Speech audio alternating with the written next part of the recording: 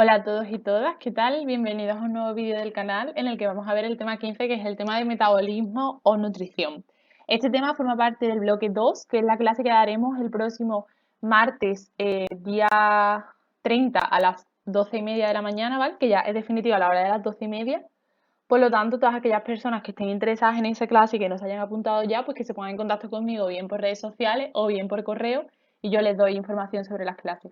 Como siempre, cuando suba el vídeo subiré también a Twitter, @pebausos, el enlace para que os descarguéis el esquema, ¿vale? Para todas aquellas personas que no lo tengáis descargado ya.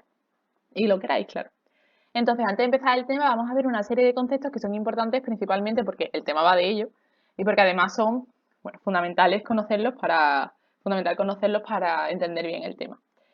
Vamos a ver, como ya hemos dicho, el tema de nutrición o metabolismo. La nutrición es un conjunto de procesos que permiten introducir nutrientes en las células y convertirlos en energía y en las biomoléculas que necesitamos para el mantenimiento de las funciones vitales. Básicamente, en nuestro caso es pues comer, respirar, bueno, principalmente comer. Entonces, todos estos nutrientes en las células se convierten en energía que nos permiten pues realizar nuestras funciones vitales y también en biomoléculas necesarias eso, para el mantenimiento de las mismas. El metabolismo son todas estas reacciones que ocurren en el interior celular por las cuales se va a producir la nutrición, ¿vale? O sea que la nutrición es gracias al metabolismo. Conjunto de reacciones que ocurren en el interior de la célula por las que transforman unas sustancias en otras para obtener la materia y la energía necesarias para realizar los procesos vitales y comprende las reacciones anabólicas y catabólicas, porque vamos a ver que en función de las sustancias que tengamos al principio y las que tengamos al final, vamos a tener o bien un proceso catabólico o bien un proceso anabólico. Básicamente el esquema es este. Cuando pasamos de una molécula simple a una más compleja se conoce como anabolismo y cuando pasamos de una molécula compleja a una más simple se conoce como catabolismo. Entonces el catabolismo son las reacciones metabólicas o químicas mediante las cuales las células degradan macromoléculas para obtener precursores metabólicos, energía y poder reductor, es decir, degradan, hacen pequeñitas moléculas que son grandes, por lo tanto de molécula compleja a molécula simple. El anabolismo es al contrario, conjunto de procesos bioquímicos mediante los cuales las células sintetizan con gastos de energía la mayoría de sustancias que las constituyen y que necesitan. O sea, de moléculas simples pasan a moléculas más complejas. Por lo tanto, vamos a ver por una parte el catabolismo y por otra parte veremos el anabolismo. En función de la nutrición, los organismos pueden ser, según su fuente de carbono, esto es importante porque lo preguntan bastante, ¿vale? Entonces, según su fuente de carbono pueden ser autótrofos o heterótrofos. Los autótrofos son los que obtienen las moléculas orgánicas a partir de CO2, es decir, con CO2 ya pueden obtener las moléculas orgánicas, pero ellos propios se las producen, se las sintetizan. Los heterótrofos, como es el caso de los seres humanos, obtienen moléculas orgánicas de otras previamente sintetizadas, es decir, nosotros no podemos sintetizar moléculas orgánicas, sino que las tenemos que adquirir del medio, ¿vale? En función de la fuente de energía pueden ser fotótrofos, aquellos que utilizan la energía luminosa para obtener ATP, que es energía, al fin y al cabo, y los quimiótrofos son aquellos que sintetizan energía o ATP gracias a energía química contenida en los enlaces de las moléculas que oxidan.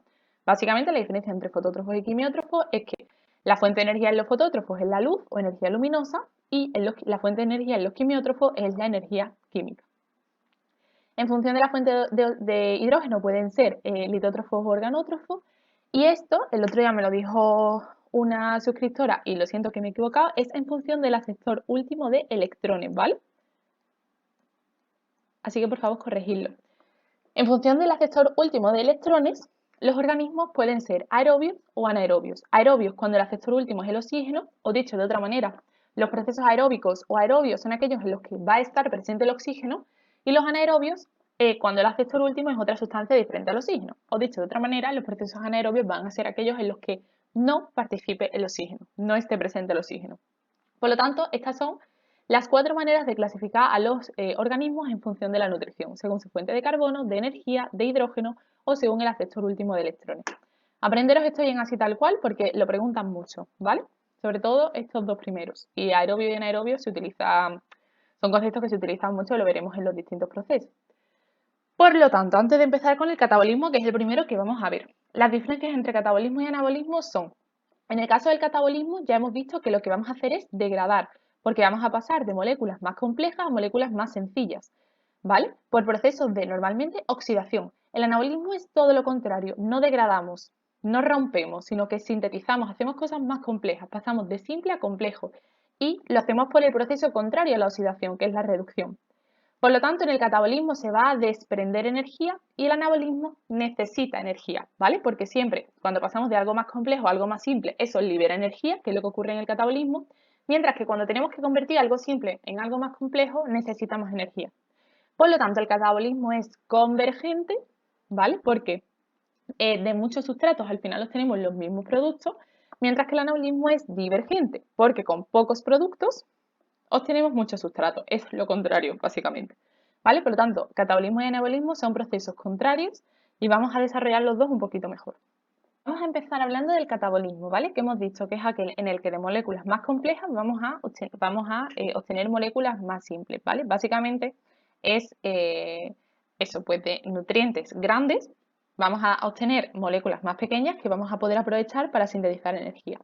Entonces, vamos a tener dos rutas. Ruta aeróbica, es decir, aquella en la que sí esté presente el oxígeno, que es principalmente la respiración celular, y luego vamos a tener ruta anaeróbica, es decir, aquella en la que no está presente el oxígeno, que van a ser tanto la fermentación como la respiración anaerobia. Vamos a ver únicamente la fermentación, la respiración anaerobia no la vamos a ver. Entonces, vamos a ver por un lado la respiración celular, ¿vale? Que es lo que está aquí, y por otro lado vamos a ver la fermentación. Principal diferencia entre procesos, los dos son catabólicos, pero la respiración celular utiliza oxígeno, es decir, es aeróbica, y la fermentación no utiliza oxígeno, es decir, es anaeróbica. La respiración celular, por lo tanto, es un proceso catabólico, ¿vale? Está en el apartado de catabolismo. Es un proceso catabólico por el que se van a oxidar, recordamos que en el catabolismo lo que hay principalmente es oxidación, biomoléculas orgánicas, es decir, complejas, hasta compuestos inorgánicos, es decir, simples, para obtener ATP. Recordamos que los procesos catabólicos desprenden energía y que utiliza como último aceptor de electrones el oxígeno, que se reduce a agua, ¿vale? Porque hemos dicho que es un proceso aeróbico. Entonces, al fin y al cabo, la definición son todas cosas que ya hemos dicho. Es un proceso catabólico por el que se van a oxidar biomoléculas orgánicas, es decir, complejas hasta compuestos inorgánicos, es decir, simples para obtener ATP o energía, y que utiliza como último aceptor de electrones el oxígeno, que se reduce a agua, es decir, es una ruta aeróbica. Vale. Vamos a tener tres etapas fundamentales. Por una parte vamos a tener la obtención de acetil-CoA. En segundo lugar vamos a tener el ciclo de Krebs y por último la cadena respiratoria y la fosforilación oxidativa. Es muy importante que sepáis en qué parte de, en este caso, la mitocondria o el citosol se produce cada uno de los procesos, porque lo preguntan mucho, ¿vale? Todas esas son las cosas que pongo entre paréntesis y en mayúscula. Entonces, el principal orgánulo que lo acabo de mencionar, que se encarga de la respiración celular, es la mitocondria, ¿vale? Por lo tanto, todos los procesos se van a dar o bien en distintas zonas de la mitocondria o bien en el citosol. Vamos a recordar antes de nada cuáles son las partes de la mitocondria, ¿vale? Porque las vamos a mencionar ahí para que lo tengamos claro. Tenemos la membrana externa, la membrana interna y el espacio intermembrana, porque recordamos que tanto las mitocondrias como los cloroplastos tienen dos membranas. Esta membrana interna forma invaginaciones que da lugar a las crestas mitocondriales.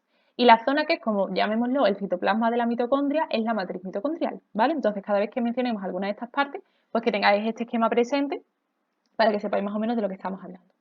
Entonces, en primer lugar, lo que vamos a hacer es obtener acetil-CoA, ¿vale? Que el acetil-CoA va a ser el que llegue al ciclo de Krebs, es decir, el que necesitemos para pasar al siguiente paso y así pues ir pasando de proceso en proceso.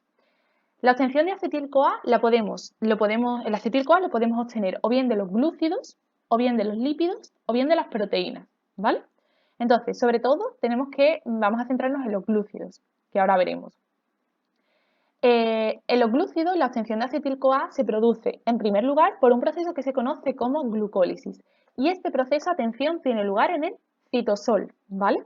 Porque la glucólisis es un proceso anaeróbico, por lo tanto, nosotros siempre vamos a relacionar mitocondrias con oxígeno. Todo aquello que no necesite oxígeno porque sea anaeróbico, no va a necesitar a la mitocondria. Por lo tanto, la glucólisis, que no es un proceso anaeróbico y por lo tanto no necesita oxígeno, ¿vale?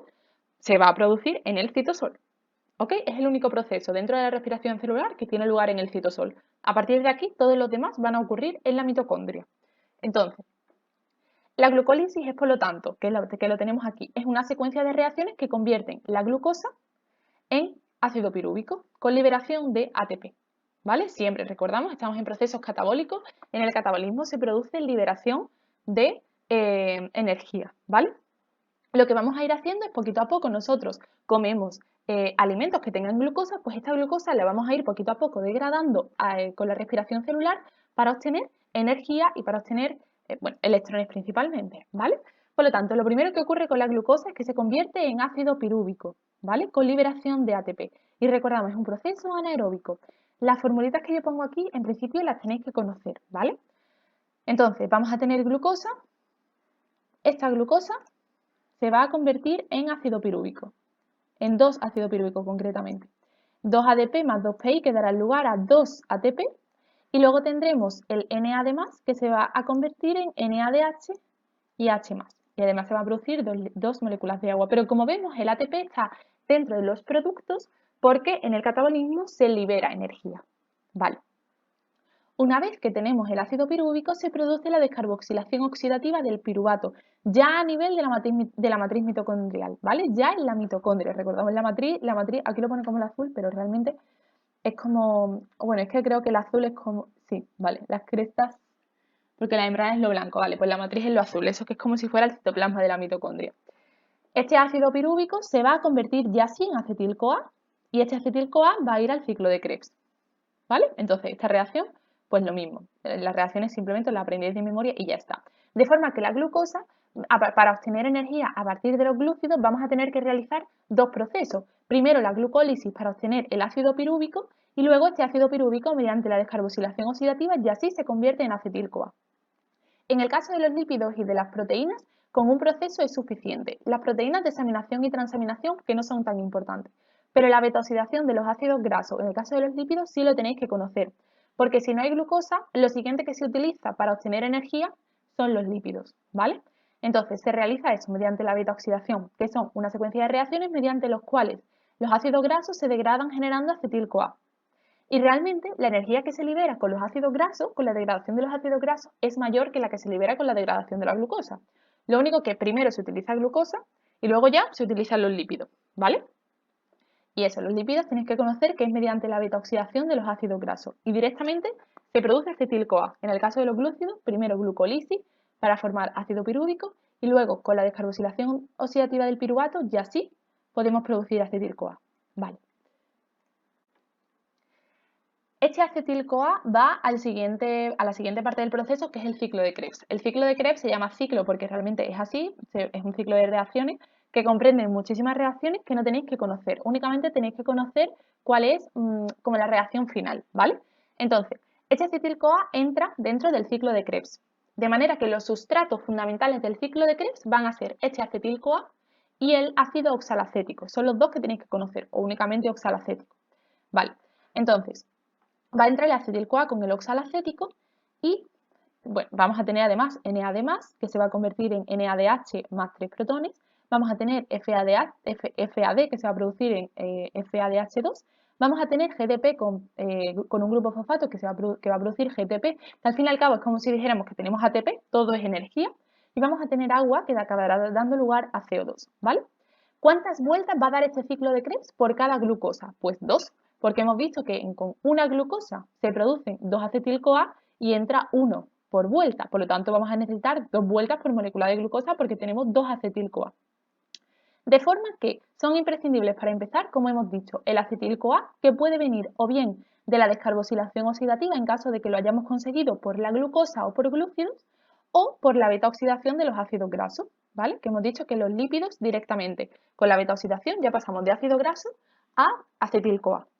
Y el oxalacético se va a regenerar en cada vuelta, ¿vale? Empieza, se convierte en cosas y al final se acaba produciendo y así constantemente, ¿vale? Por eso es un ciclo, ¿vale? Entonces, hemos visto, ¿no?, que en el ciclo de Krebs hemos creado como dentro de los productos FADH y FADH2, además de energía, obviamente. Este NADH y este FADH2 son muy importantes porque son los que van a pasar a la siguiente fase, ¿vale? Como vemos aquí, que es la cadena respiratoria. La cadena respiratoria y la fosforilación oxidativa realmente muchas veces se explican juntas porque van bastante juntas. Entonces, ¿la cadena respiratoria en qué consiste? Pues consiste ya sí en formación de energía, ¿vale? Que al fin y al cabo es lo que estamos buscando, ¿no? Nosotros estamos buscando convertir glucosa, lípido o aquello que hayamos ingerido en energía, es decir, en ATP. Pues aquí lo vamos a conseguir ya por fin. En la cadena respiratoria formamos energía, es decir, ATP, mediante un flujo de electrones que van a proceder del NADH y del FADH2, ¿vale? Porque esto se conoce como poder reductor, que al fin y al cabo son esos, son electrones, lo que pasa es que escritos de maneras diferentes, procedentes de NADH y FADH2 del ciclo de Krebs, ¿vale? O sea, estos dos vienen aquí. ¿Y por qué ocurre esto? Porque se desplazan de la matriz mitocondrial al espacio intermembrana, es decir, vemos aquí que el ciclo de Krebs se produce en la matriz mitocondrial igual que la descarboxilación oxidativa, ¿vale? Pero la cadena respiratoria y la fosforilación se producen en las crestas mitocondriales, es decir, el ciclo de Krebs se produce aquí y la fosforilación oxidativa y la cadena respiratoria se producen aquí, ¿vale? En este dibujo lo traducimos aquí, esta sería la matriz mitocondrial donde se produce el ciclo de Krebs y esto sería, bueno, el espacio intermembrana o las crestas mitocondriales donde se producen la cadena respiratoria y la fosforilación oxidativa. La cadena respiratoria no es más que el flujo que se va produciendo, ¿vale? El flujo de electrones que se va produciendo, que es esto que estamos viendo así, hacia aquí, ¿vale? Que el NADH se convierte en esto, el FADH y estos electrones que tenemos aquí. Y la fosforilación oxidativa es la que produce realmente la energía, porque son flujos de electrones que se conducen a través de las proteínas que constituyen la cadena de transporte electrónico hasta el oxígeno, a la vez que hay un gradiente de protones cuya energía es utilizada para la síntesis de ATP. Es decir, estas son las proteínas que se utilizan. Principalmente tenéis que saber que son la 1, la 3, el citocromo C y la 4, ¿vale? Estas son las 4 que tenéis que conocer. La 2 participa únicamente para el FADH2 y por lo tanto podemos obviarla. Tenéis que saber que es el componente 1, el 3, el citocromo C y el componente 4, ¿vale? Que van a producir, vamos a tener de oxígeno, va a producir agua. Por lo tanto, tenemos un flujo de electrones, ¿vale? Este flujo de electrones va a producir una liberación de protones desde un lado hacia otro a través de las proteínas que constituyen la cadena de transporte electrónico, ¿vale? Y esto es lo que va a producir la energía.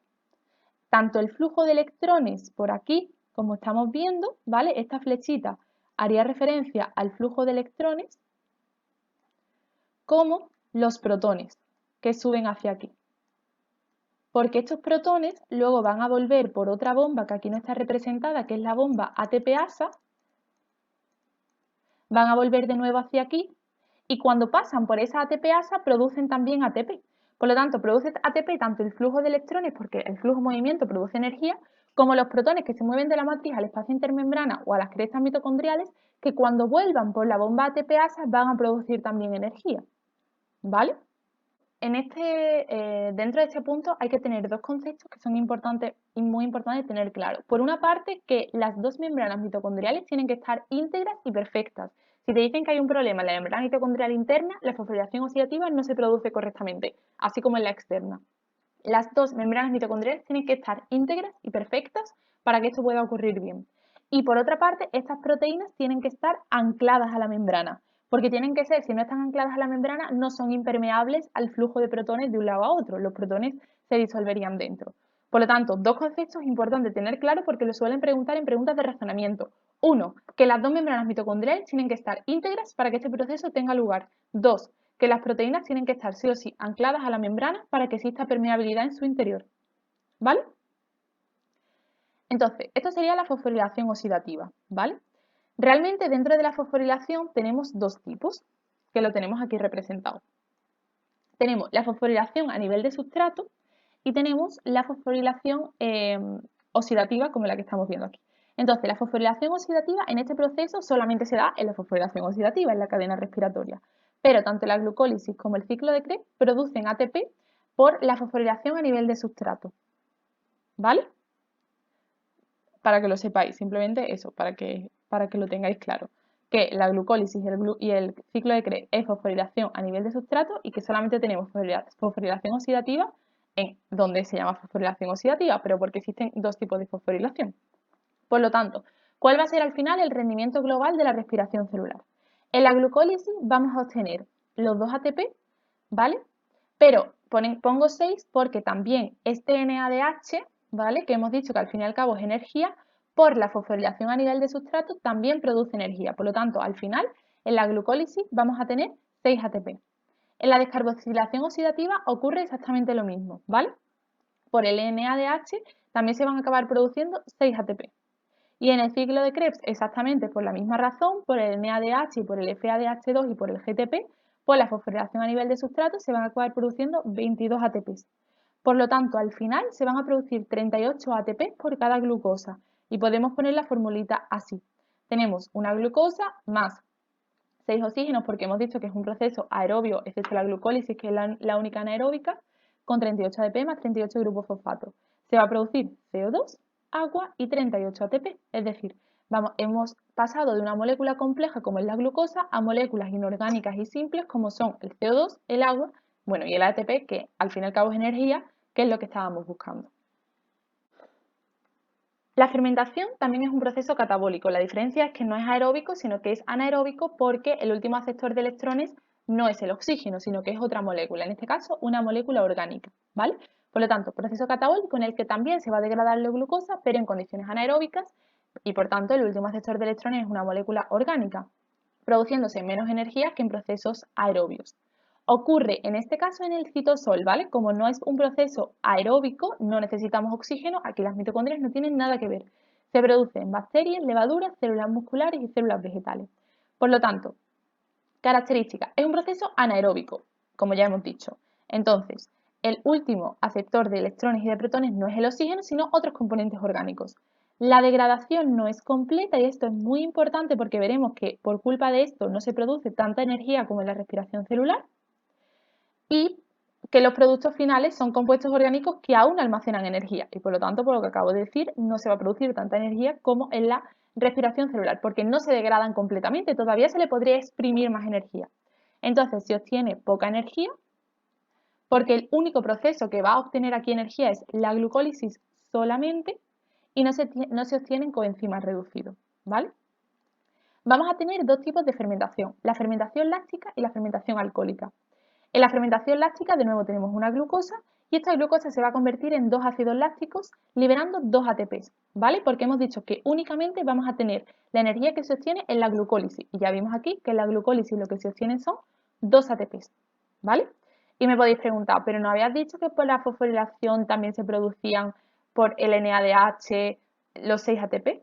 Es que aquí este NADH, aunque se produzca, no sirve para nada porque esto se convierte en energía a nivel de la cadena respiratoria la fosforilación oxidativa, que la fermentación no existe, por lo tanto esto va a ser para nada, ¿vale? Únicamente nos van a servir los dos ATP puro y duro que se forman en el proceso de glucólisis.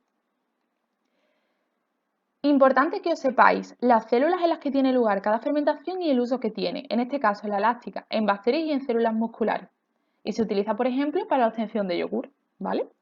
La alcohólica produce igual que esta una glucosa utiliza igual que esta una glucosa y produce 2 etanol y 2 ATP, ¿vale? También por lo que obtiene la glucólisis, por lo que hemos explicado anteriormente. Y además, cuidado, porque la alcohólica también produce CO2, ¿vale? Que es el CO2, por ejemplo, es uno de los causantes que en la fabricación del pan haga que el pan suba. Así que, importante que no se os olvide este CO2, ¿vale? Muy, muy importante, que la láctica no lo tiene y también 2 ATP más 2 grupos fosfato que son los que producen este 2 ATP. ¿En qué células? Levaduras, células vegetales y por lo tanto, por ejemplo, sirve pues para la fabricación del pan o de bebidas alcohólicas. Entonces, en este caso, ¿cuál será el rendimiento global de la fermentación? Únicamente estos 2 ATPs que se producen gracias a la glucólisis, porque no podemos sacar energía de más sitios. Entonces, muchas veces, muchísimas veces nos pregunta que por qué en la respiración celular se producen tantos ATP y en la fermentación tan pocas.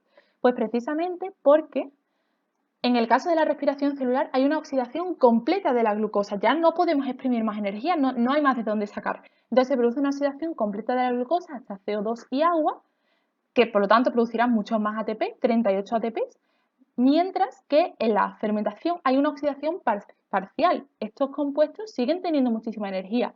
Si nosotros siguiéramos exprimiendo y produciendo reacciones, seguirían produciendo energía, pero como nos quedamos aquí, pues solamente se producen 2 ATP. Por lo tanto, la explicación es esa.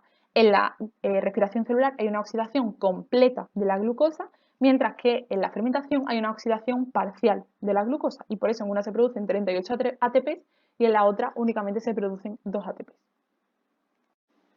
Una vez que hemos visto el catabolismo, vamos a pasar a ver el anabolismo, que recordamos que en el caso del catabolismo lo que pasamos es de tener moléculas complejas a moléculas sencillas.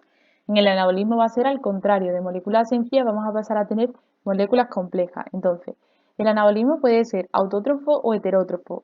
autótrofo en el que ya vimos antes que se sintetizan moléculas orgánicas a partir de CO2, que es lo que vamos a ver, fotosíntesis y quimiosíntesis, ¿vale? Por ejemplo, aquí en el caso de la fotosíntesis vemos que vamos a pasar de tener CO2 a sintetizar moléculas orgánicas como es la glucosa, y la quimiosíntesis, que no es tan importante que las conozcáis en este tema, pero también la nombraremos un poquito. Y luego el anabolismo también puede ser heterótrofo, es decir, que tienen que consumir las moléculas orgánicas ya sintetizadas porque por sí mismos no pueden consumirlas, no pueden sintetizarlas. Por lo tanto, vamos a empezar viendo la fotosíntesis. Entonces, la fotosíntesis es un proceso anabólico, ¿vale? Como acabamos de decir, y autótrofo, que utiliza la energía solar para reducir, recordamos la importancia de la reducción en el caso de los procesos anabólicos, compuestos inorgánicos como son el CO2 y el agua, en compuestos orgánicos sencillos como puede ser, por ejemplo, la glucosa. Entonces, se realiza en los cloroplastos. Por lo tanto, hemos visto que la respiración celular se realiza en las mitocondrias y la fotosíntesis se realiza en los cloroplastos que únicamente están presentes en células vegetales, ¿vale? Las partes de los cloroplastos, vamos a mencionar algunas de ellas, por lo tanto, igual que hemos hecho con la mitocondria, vamos a hacer con los cloroplastos, repasarlas un poco, ¿vale? Igual que la mitocondria tiene una membrana externa y una membrana interna y luego tiene un espacio intermembrana, como estamos viendo aquí, pero su interior es un poquito más complejo, porque en este caso tenemos también, bueno, ribosomas que las mitocondrias también, y recordamos que son ribosomas 70S, igual que las bacterias.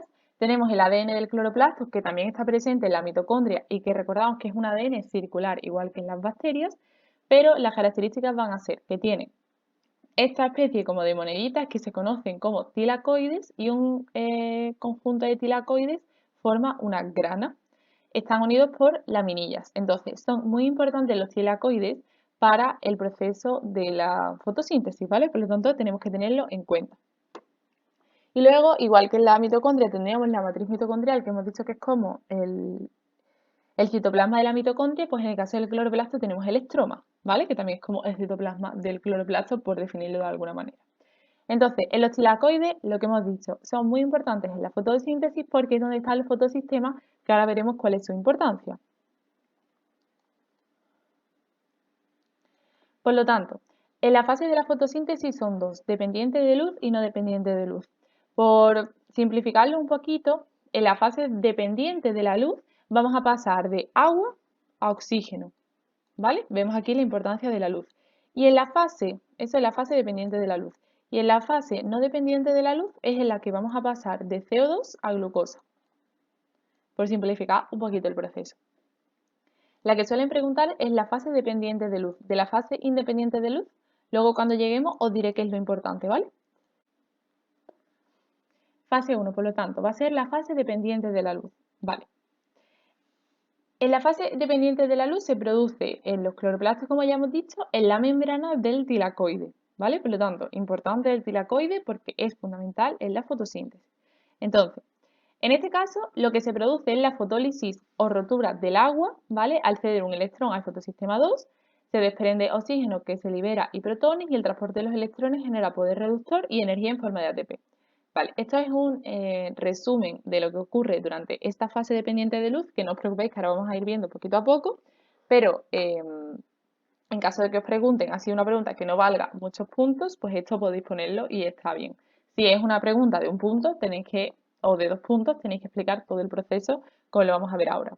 Como pongo aquí todo lo subrayado así, debe mencionarse tal cual en las explicaciones. Cuando os pregunten cuáles son las fases, por ejemplo, de la fase dependiente de luz, pues todas las que están subrayadas son las que tenéis que mencionar. Entonces, lo primero que ocurre que es, vamos a ir viéndolo también ayudándonos de este dibujito, ¿vale? Fotón es básicamente luz, ¿vale? Entonces, lo primero que se produce es la captación de luz por los fotosistemas, porque es fase dependiente de luz, por lo tanto, la luz obviamente va a tener un papel fundamental en este proceso, ¿vale? Se produce una captación de luz por los fotosistemas, que los fotosistemas en todos los dibujitos y en las abreviaciones se escriben como PS, ¿vale? Esto es fotosistema, que también lo estamos viendo en este dibujito. Entonces, ¿qué es lo que va a ocurrir? Primero, ¿qué son los fotosistemas? Los fotosistemas son estructuras lipoproteicas, ¿vale? Es decir, formados por lípidos y proteínas, que están integradas en la membrana tilacoidal o en la membrana del tilacoide. Entonces, estos fotosistemas tienen un pigmento antena que capta la energía de la luz y la transmite al centro de reacción, que cede electrones de alta energía a un transportador. Básicamente, estos fotosistemas lo que hacen es, con su pigmento antena, gastan toda la energía de la luz, toda la energía de la luz, toda la energía de la luz, toda la energía de la luz, luz, luz, luz, luz, se cargan de muchísima energía y esta energía la transmiten al centro de reacción, ¿vale? Y este centro de reacción es el que va a ceder electrones a un transportador. Entonces, los fotosistemas, tenemos fotosistemas de dos tipos, como estamos viendo aquí. El tipo 1 o fotosistema 1, ¿vale? Y el tipo 2 o fotosistema 2. Entonces, la luz llega a los pigmentos antenas que se encuentran en los fotosistemas. Estos fotosistemas absorben energía en forma de fotones, como estamos viendo aquí. Excitan los electrones y hacen que el pigmento se vuelva más reactivo y transmitirá su energía al centro de reacción. Vale. Una vez que se ha producido la captación de luz por los fotosistemas, ¿vale? Ya tenemos, hemos visto que llega la luz a los pigmentos, absorben energía en forma de fotones, ¿vale? Se excitan los electrones y entonces tenemos un pigmento más reactivo. Todo esto va a dar lugar al transporte electrónico. Y en el transporte electrónico se va a producir, por un lado, la fotólisis del agua y por otro lado, la síntesis de NADPH. Entonces, yo aquí lo he puesto en este orden porque considero más sencillo entenderlo así.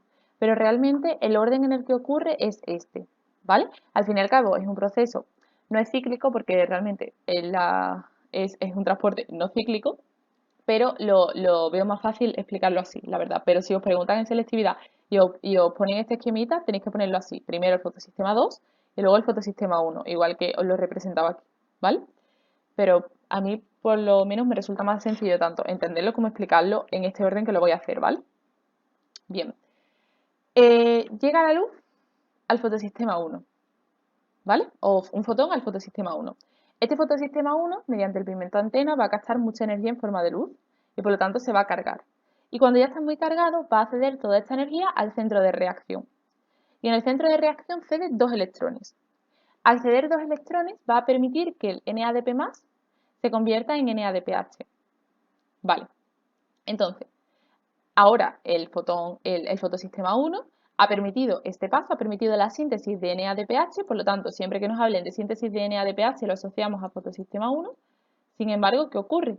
Que ha perdido dos electrones que él quiere recuperar. Vale. El siguiente paso va a ser la recuperación de esos electrones por parte del fotosistema 1. Llega un fotón al fotosistema 2, de nuevo él se carga tal y cuando está muy cargado pasa toda la energía al centro de reacción. Y en lugar de hacer nada con esos electrones, lo que hace con esos electrones es dárselo al fotosistema 1 para que el fotosistema 1 de nuevo recupere esos dos electrones que había perdido antes para hacer esta reacción y sintetizar el NADPH, ¿vale? Por lo tanto, el fotosistema 2, como vemos aquí, le pasa los electrones al fotosistema 1, los dos electrones para que lo recupere. Ahora el que le faltan dos electrones es al fotosistema 2. Vale, pues tenemos que, por lo tanto, conseguir que el fotosistema 2 recupere esos electrones. Vale, ¿cómo se hace eso? Eso se consigue gracias a la rotura del agua o fotólisis del agua, que es el otro proceso que se produce aquí. Entonces, con la fotólisis del agua, ¿qué vamos a conseguir? Vamos a formar, por una parte, oxígeno, que ese oxígeno va a ir a la atmósfera para que nosotros podamos respirar.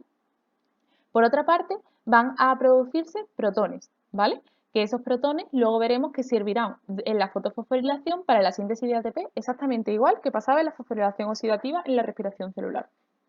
Y además se van a producir dos electrones que se los dará al fotosistema 2 para que recupere esos dos electrones que había perdido antes porque él se lo había dado al fotosistema 1. ¿Vale? Y continuamente esto se va produciendo en este sentido, siempre del fotosistema 2 al fotosistema 1, porque es el 2, como vemos aquí, el que se los cede al 1, ¿vale?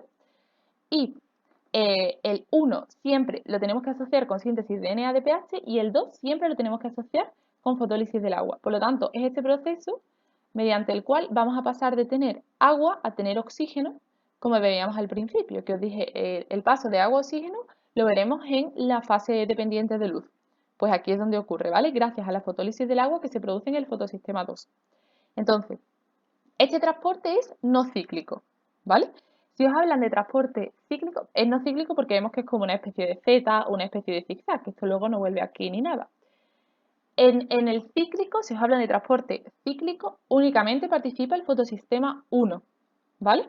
Lo que pasa que no su electrón, el electrón que produce, hemos visto que en el no cíclico sirve para sintetizar NADPH, ¿no? Aquí no. En el cíclico no, en el cíclico cede un electrón y vuelve a él, por lo tanto no se sintetiza NADPH y por lo tanto tampoco hay fotólisis del agua, ¿vale? Únicamente lo que se forma es ATP, luego veremos por qué. Pero lo que quiero que os quede claro es que la fotólisis del agua y la síntesis de NADPH ocurre en el no cíclico. En el cíclico, en el que únicamente participa, únicamente participa el fotosistema 1, no se produce ni fotólisis del agua ni NADPH. Lo único que se produce o que se forma es ATP. Vamos a ver cómo se produce este ATP, ¿vale? En el caso del no cíclico y bueno, en el caso del cíclico que obviamente se produce mucho menos. El siguiente proceso, por lo tanto, es la síntesis de ATP. Flujo de electrones que proceden de los fotosistemas al excitarse por la acción de la luz y que son conducidos a través de los distintos aceptores hasta el NADPH, a la vez que hay un gradiente de protones cuya energía es utilizada para la síntesis de ATP. Básicamente es muy parecido, por no decir igual, a la fosforilación oxidativa que ocurre en la respiración celular. Vamos a tener, como vimos antes, un flujo de electrones que va a ayudar también a que los protones pasen de un lado hacia otro, ¿vale? Recordábamos que pasaban de la matriz mitocondrial hacia el espacio intermembrana. En este caso va a ser igual, van a pasar de la membrana del tilacoide al espacio intratilacoidal, ¿vale? Entonces, pasan y la energía la producen cuando vuelven y atravesaban la ATPasa, ¿vale? Y así es como van a sintetizar ATP, de manera que por cada 3 protones se va a producir la síntesis de ATP. Aquí lo podemos ver, pasan de aquí, de este lado, gracias al flujo de electrones, pasan de esta zona, ¿vale? A esta zona. Entonces, realmente esto no es lo que produce energía, lo que produce energía es cuando vuelven por la bomba ATPasa, que sí se produce la síntesis de ATP, de manera que por cada 3 protones se produce un ATP, ¿vale? Y exactamente lo mismo que ocurre en la fosforilación oxidativa, lo único que aquí se llama fotofosforilación porque, bueno, foto por el tema de la luz. Entonces, el esquema o la reacción general de la fase luminosa o dependiente de la luz, ¿vale? Únicamente sería este. Importante que pongáis el tema de la luz. Y sobre todo, esencial que recordéis que aquí lo que vamos a pasar es de tener agua a tener oxígeno, que se va a producir además la síntesis de NADPH y que obviamente se va a sintetizar ATP. ¿Vale? Por lo tanto, ya tenemos la mitad de la reacción hecha, que es el paso de agua a oxígeno que hemos dicho que ocurría durante la fase dependiente de la luz.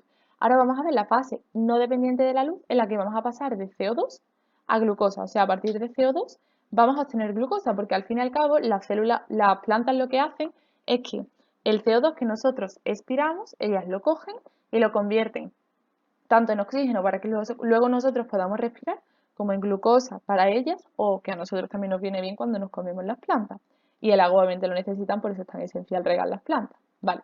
Por lo tanto, vamos a ver ahora la fase no dependiente de la luz, el paso de CO2 a glucosa. La fase no dependiente o independiente de la luz también se conoce como ciclo de Calvin y tiene lugar en el estroma del cloroplasto, ¿vale? En la especie de citoplasma del cloroplasto. Entonces, en este caso, el NADPH y los protones y el ATP que se habían sintetizado en la fase dependiente de la luz, es decir, estos dos, se utilizan para fijar y reducir el CO2 atmosférico formando glucosa.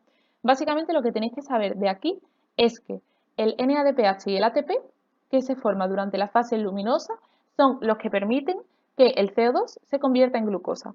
Aquí se producen una serie de reacciones, ¿vale? Únicamente lo que tenéis que conocer es una enzima que es la enzima Rubisco, que participa en una de las reacciones y que es importante, ¿vale? Esta sí la tenéis que conocer. Por lo tanto, esta sería el esquema de la fase independiente de la luz o no luminosa. Lo esencial, que vamos a pasar de CO2 a glucosa, que vamos a utilizar el NADPH y el ATP de la fase luminosa, ¿vale? Y que de nuevo se va a formar NADP más ADP más PI, que vemos que luego volverán a utilizarse en la fase luminosa. Por lo tanto, los productos de la fase luminosa son los reactivos de la fase no luminosa o independiente de la luz y los productos de la fase independiente de la luz son los reactivos de la fase dependiente de la luz. Constantemente es así. Lo importante es que aquí formamos de agua, formamos oxígeno y aquí de CO2 formamos glucosa, ¿vale? Vamos a ver ahora cuáles son los factores que influyen en un aumento de la fotosíntesis, es decir, que favorecen que la fotosíntesis tenga lugar. Vale, esto podemos verlo tanto desde el punto de vista biológico como desde el punto de vista químico, ¿vale? Entonces, hemos dicho que la reacción de la fotosíntesis es esta, ¿vale? Nosotros por equilibrio químico sabemos que cuando se produce el aumento de uno de los reactivos, la reacción va hacia la derecha para intentar compensarlo y que siga en equilibrio, ¿vale? Por lo tanto, si se produce un aumento de CO2, de la concentración de CO2, sí habrá un aumento de fotosíntesis, es decir, irá para acá, ¿vale? Que vaya para acá significa que hay un aumento de la fotosíntesis, porque al final la fotosíntesis lo que hace es que convierte esto en esto. Por lo tanto, si hay un aumento de CO2, pues sí habrá un aumento también de la fotosíntesis. Obviamente también, cuanto más CO2 haya, pues más posibilidad, o sea, más pueden actuar las plantas y por lo tanto más fotosíntesis habrá, porque al fin y al cabo el CO2 es una de las cosas que necesitan para que la fotosíntesis se produzca. Hasta que se mantenga constante, porque tampoco va a ser, venga, CO2, CO2, CO2, llegará un momento en el que saturen y digan, vale, ya está, déjame un poquito, o sea que esto no es infinito, ¿vale? El oxígeno, todo lo contrario, ¿vale? El oxígeno es uno de los productos, por lo tanto, cuanto más oxígeno, por equilibrio químico, la reacción irá hacia la izquierda, ¿vale? Porque entienden que si hay muchísimo oxígeno, tampoco es necesario que hagan tanto la fotosíntesis, que hay oxígeno suficiente. Pero también es porque el oxígeno es un inhibidor competitivo de la rubisco, que es la enzima tan importante de la que hemos hablado en el ciclo de Calvin, ¿vale? La fase independiente de la luz. Inhibidor competitivo de rubisco. Por lo tanto, si hay mucho oxígeno, el oxígeno va a producir una inhibición competitiva sobre la rubisco. Y si la rubisco no puede actuar, no hay fase independiente de la luz. Y si no hay fase independiente de la luz, no hay fotosíntesis, ¿vale? Por lo tanto, podemos verlo desde el punto de vista químico como desde el punto de vista biológico. Luego, un aumento de la intensidad de la luz y un aumento de la temperatura. Vale, el aumento de la intensidad de la luz, porque la luz es una de las cosas que necesita y por lo tanto, cuanta más luz, mejor. Esto es algo relativo porque realmente cada planta tiene una luz adecuada para ella sobre la que funciona correctamente. Por lo tanto, realmente pues depende del tipo de planta. Pero la temperatura es importante, ¿vale? Normalmente el aumento de temperatura produce o favorece que se produzcan prácticamente todos los procesos o muchísimos procesos metabólicos, entre ellos la fotosíntesis. Entonces al principio está genial. Pero cuidado porque si la temperatura aumenta muchísimo puede llegar a desnaturalizar, por ejemplo, enzimas como el arrubisco y otras enzimas muchísimas que participan en otros procesos y que si se desnaturalizan las enzimas, pues la fotosíntesis no se puede realizar, ¿vale? Por lo tanto, eso, al principio la temperatura guay, pero ya llega un momento en el que si es demasiado alta, pues puede desnaturalizar y por lo tanto que no tenga lugar. Por lo tanto, los factores que influyen en el aumento de la fotosíntesis es aumento de CO2 hasta que se mantenga constante, disminución del oxígeno, principalmente por la inhibición competitiva del arrubisco, y aumento de la luz y de la temperatura, pero hasta cierto punto. ¿Y por qué es tan importante la fotosíntesis? Pues porque permite acumulación de oxígeno en la biosfera y que nosotros podamos respirar, porque crea materia orgánica, que es alimento para heterótrofos como nosotros, porque proporciona oxígeno a organismos aerobios para la respiración celular como nosotros, y porque retira CO2 de la atmósfera, que también bueno, sirve para combustibles fósiles, pero eso, al fin y al cabo, retira CO2 de la atmósfera y lo convierte en oxígeno, ¿vale? Por lo tanto, obviamente, para nosotros las plantas son fundamentales. Bueno chicos, pues hasta aquí el tema de hoy. Espero que os hayáis enterado bien de todo porque la verdad es que es un tema que me preguntáis bastante, pero obviamente cualquier duda o cualquier cosa, cualquier concepto que nos haya quedado claro me lo podéis preguntar, que yo sé que es uno de los temas más complicados que hay, ¿vale? Y más complejos, por lo tanto, cualquier cosa me lo podéis decir. Como dije al principio del vídeo, el próximo martes 30 a las 12:30 es la clase del bloque 2, que es donde vamos a ver este tema. Por lo tanto, todas las personas que estén interesadas en apuntarse y que no se hayan apuntado ya, pues poneros en contacto conmigo o bien por correo o bien por redes sociales y yo eso, os tengo en cuenta para la clase y os doy un poquito más de información, ¿vale? Y nada, bueno, lo que os digo siempre, que os suscribáis al canal y si os ha gustado el vídeo, pues le deis like y que eso, todas las dudas pues me las podéis decir sin ningún tipo de problema, ¿vale? Y nada, ya prácticamente estamos terminando el temario, espero que os esté sirviendo por lo que me estáis diciendo y me decís todos los días, la verdad es que sí, me alegro muchísimo.